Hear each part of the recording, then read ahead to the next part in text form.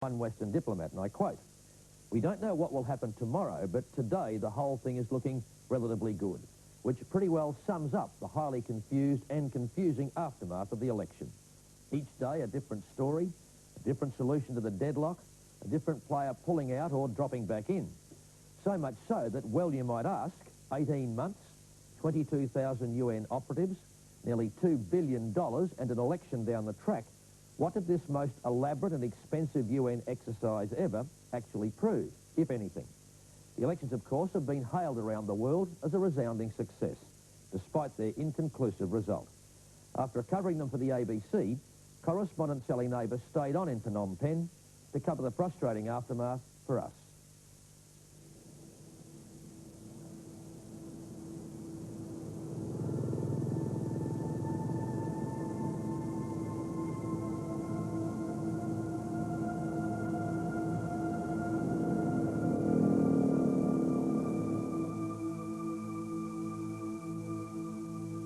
In a period of transition as great as we are going through, and which we know this to be. It's week one in the world's most precarious new democracy. Cambodians have voted in perhaps the fairest elections they've ever had. Only half the votes are counted, but already the UN is declaring a victory for democracy.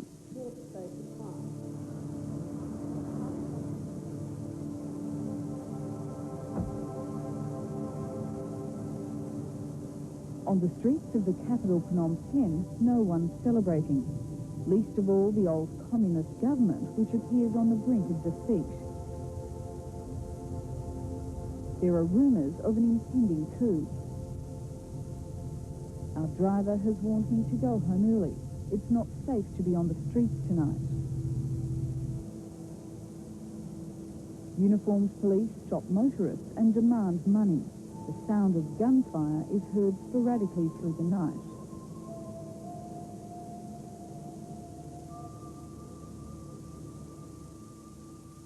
Cafe No Problem is one of the many bars that have sprung up since the UN took over.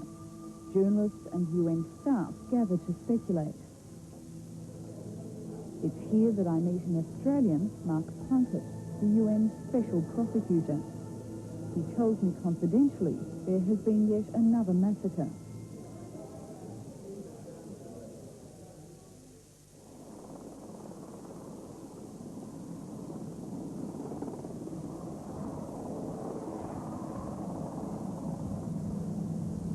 It's a gruesome but regular part of Plunkett's work, travelling to the darker side of Cambodian life. They were tied behind at their elbows, then tied to trees, and then they were killed with AK-47 small arms fire.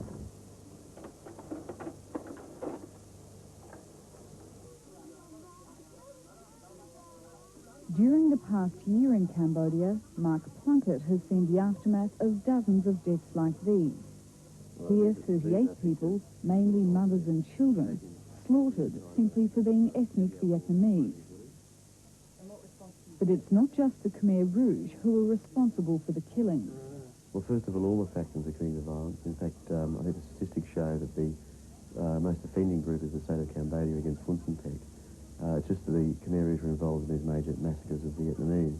But against the background of the political fighting here, there is an overall degeneration of law and order. There is no law and order. It's an anarchistic and brutal society. As a Western lawyer, Plunkett has been frustrated at every turn.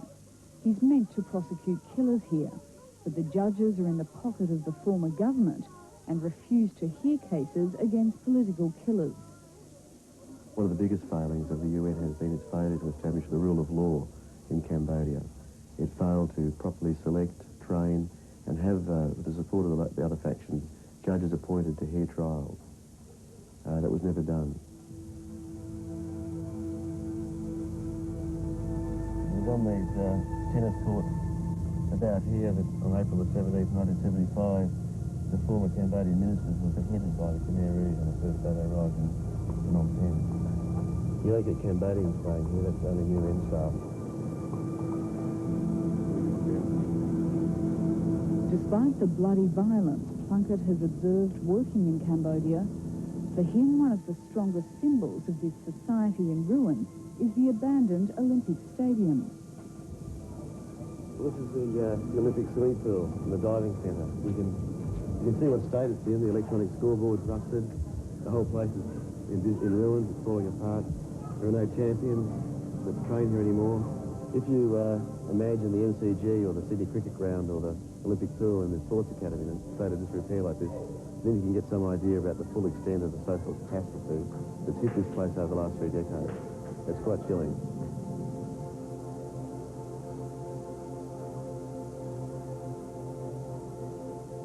It's a very, very difficult thing to turn a country from war into peace.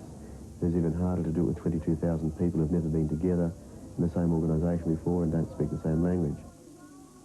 But after watching the UN in action, Plunkett is convinced it was bound to fail because of its own flawed bureaucracy. It is said by many of us that the UN seems to us to be the last Stalinist government in the world, and it operates very much like that. It is grossly inefficient. It urgently needs a major overhaul in the quality of its administrators. These people work in New York in small offices. They come out to a strange land and they're purportedly running someone else's country for them during a transitional period until democracy can take its course. A lot of them aren't equipped and trained to do the job. For all its failings, many see the UN mission here as the best chance Cambodia has ever had of changing the terrible course of its history. William Shawcross is a veteran Cambodia watcher. It's almost a feudal society on which democracy is being grafted.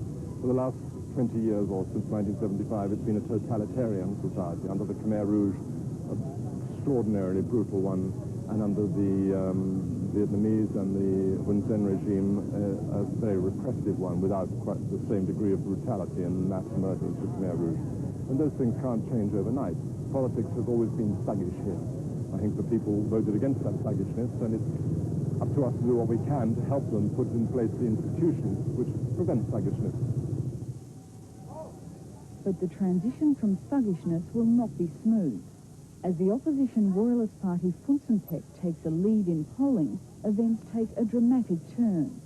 For the sake of peace, national reconciliation and national reconstruction, in a desperate attempt to cling on to power, the government declares the unelected Prince Sihanouk Prime Minister and announces a coalition to rule the country, reducing the apparent election winner Prince Ranariddh to a deputy Prime Minister on the same footing as the loser Hun Sen. Hun Sen is deputy Prime Minister. This afternoon we received a statement from Prince Sihanouk. At UNTAC headquarters, the announcement of the coalition stunned the UN. They seem to have little choice but to fall in behind it. We have always appreciated the vital role of Prince Sihanouk as the national reconciliator. This new initiative to resolve the difficulties which face Cambodia after the elections is extremely important. And so, for the moment at least, Cambodia has a new government. But something's amiss. There are mutterings about a constitutional coup. Clearly, this arbitrary divvying up of power is not what the UN had in mind.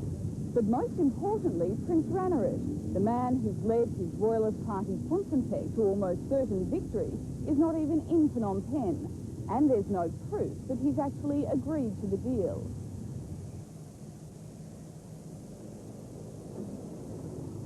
But even if he wanted to return, it's unlikely that he could. Such are the complexities of Cambodian politics. Ranariddh's half-brother and one of his fiercest political opponents, Prince Chakrapong, is Minister for Aviation, and Chakrapong has said that Ranariddh cannot land at Phnom Penh Airport.